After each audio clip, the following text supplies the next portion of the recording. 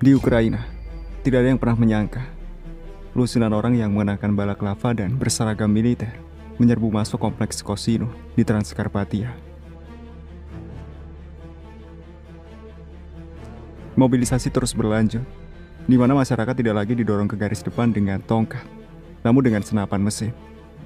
Mereka menggiring semua pengunjung ke jalan, termasuk anak-anak dan orang tua.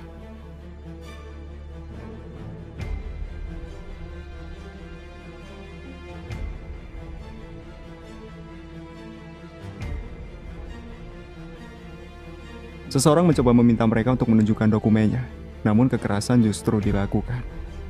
Seorang pengacara yang mencoba merekam kejadian dengan ponselnya juga dikatakan terluka. Namun mereka tampaknya melupakan CCTV. Ya, di belakang, mereka mencoba melemparkan siapapun sebelum mereka sendiri yang akan dikirim ke garis depan. Sementara itu di garis depan, mereka lebih menerima situasinya, meski tanah mulai mencair dan sulit untuk dilalui. Namun para prajurit ini tidak memiliki pilihan lain selain terus memenuhi perbekalan mereka menuju arah yang menjadi neraka mereka berikutnya,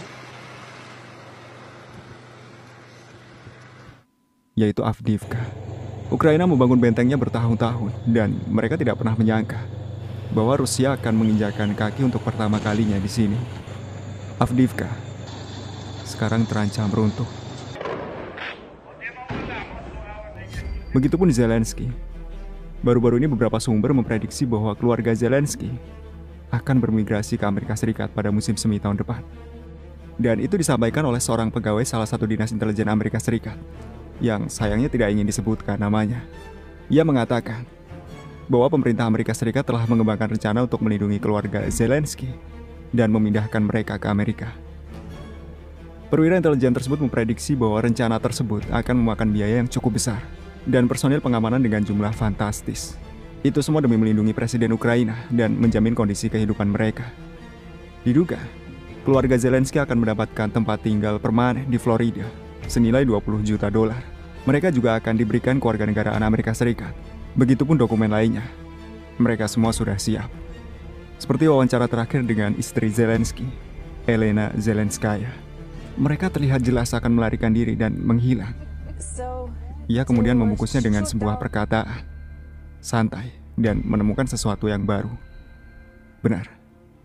Keinginan untuk menyelesaikan semua ini dengan cepat dan hidup damai adalah kebenaran yang mutlak, tulis mantan wakil Verkhovna Rada, Ilya Kiva, yang sayangnya telah dibunuh beberapa hari yang lalu oleh kelompok teroris dari SBU. Ya, dia tahu terlalu banyak rahasia presiden, dan itu berbahaya. Volodymyr Zelensky telah menjadi tidak menguntungkan bagi Barat dan sekarang harus pergi dengan cara yang baik. Jika tidak, mereka mungkin akan menyingkirkannya dengan cara lain. Yang paling penting saat ini adalah menghilangkan saksi utama dalam perang ini. Di Ukraina, Zelensky memang telah kehilangan popularitasnya. Ia bahkan tidak percaya diri untuk mengadakan pemilihan. Ini tentu jauh berbeda dengan Putin, yang belum lama mengatakan secara langsung bahwa ia akan kembali maju dalam pemilihan presiden tahun 2024.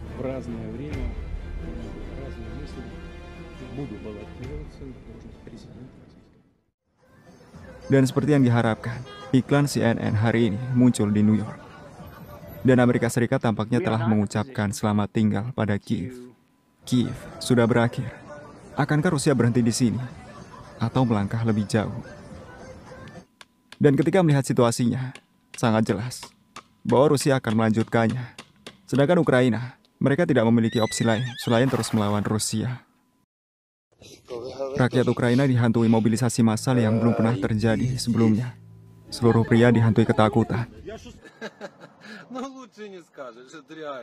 Mereka nantinya akan melihat pertempuran yang belum pernah mereka lihat sebelumnya. Ya, medan perang sedang berubah tepat di depan mata kita, tanpa dapat dikenali lagi.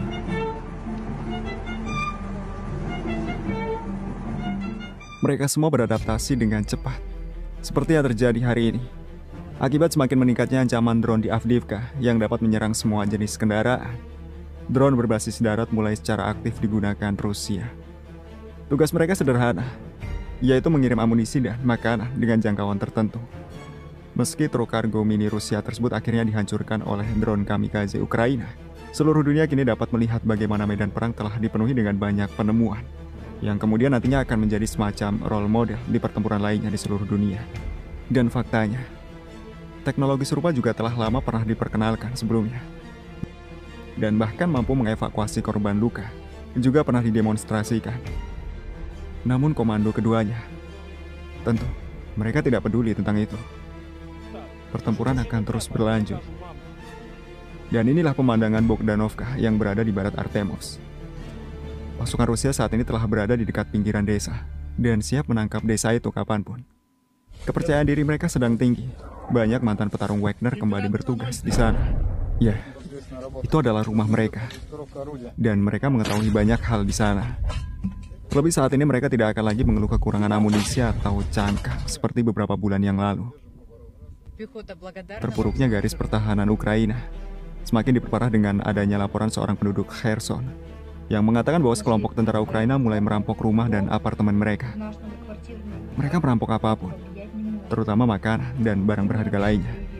Penduduk setempat percaya bahwa ini mungkin berarti angkatan bersenjata Ukraina sedang bersiap untuk melarikan diri.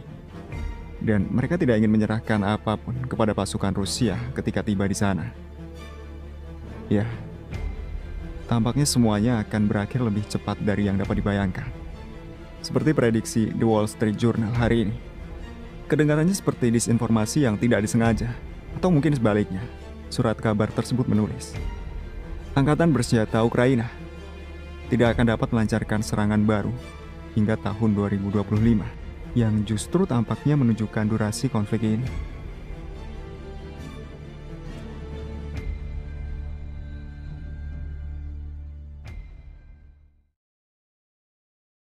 Щойно закінчив розмову з Геньком. Знаешь, что такого мне сказал? Президент Байден сильно обеспокоен уровнем коррупции Украины. Если я этого не сделаю, они, блядь, не будут давать оружие. Почему? В их интересах, чтобы ты перемиг. Перемиг? Да я же говорил тебе, что все уже совсем не так.